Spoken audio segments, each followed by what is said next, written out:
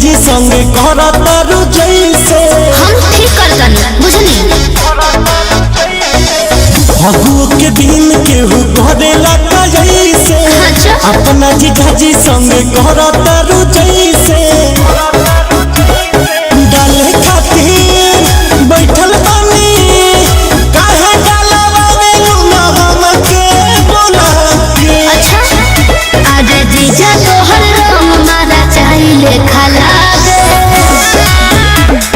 बुझलो लगत ले आए बड़ा केमिकल मिला के हर बार सोचे न बता जीजा तोहर रंग मारा चाहिए खाला लगत ले आए बड़ा केमिकल मिला के तोहर रंग मारा साना नाना साना नाना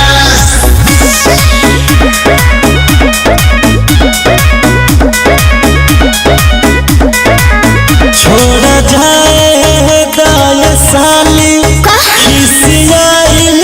ना जला मन करता रुअतना भाव खाइल ना जला हो तू तो घात कइले बाड़ो जीजाजी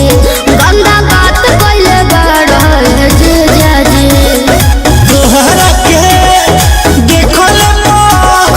तोहरा के देखते गजब फीलिंग जागे आई हो दादा जीजा तोहर रंग मारा चाहिए खाला ओहो लागत ले आइल बाड़ो केमिकल मिला के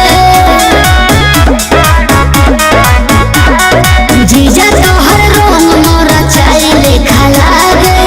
लागत ले आइल बाड़ो केमिकल मिला के जीजा तोहर रंग मारा